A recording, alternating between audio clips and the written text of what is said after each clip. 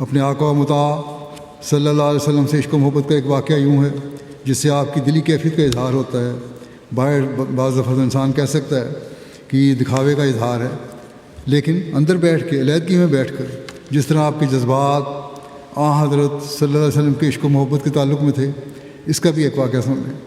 حضرت ڈاکٹر میر محمد اسماعیل صاحب بیان کرتے ہیں کہ مولوی عبدالکریم صاحب مرحوم فرماتے تھے کہ ایک دفعہ دوپہر کے وقت میں مسجد مبارک میں داخل ہوا تو اس وقت حضرت مسیح علیہ والسلام اکیلے گنگناتے ہوئے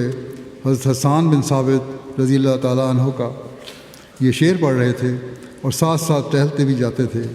کنت السواد لناظری فعمی علیہ کا ناظر من شاء بعد کا فلیمت فعلیہ کا کنت و حاضر۔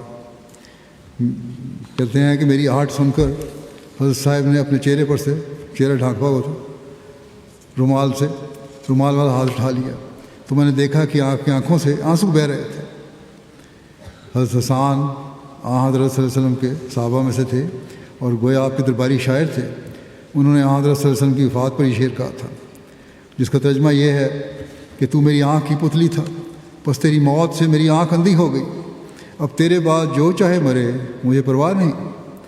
مجھے تو بس تیری موت کا ڈر تھا جو واقعہ ہو چکی ہے۔ اس شعر کہنے والے کی محبت کا اندازہ کرنا بھی کوئی آسان کام نہیں ہے۔ حضرت مرزا بشیر احمد نے لکھا ہے،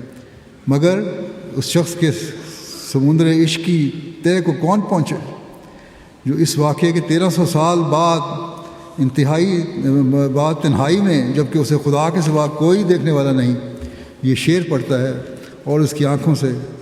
آنسوؤں کا تار بہہ نکلتا ہے۔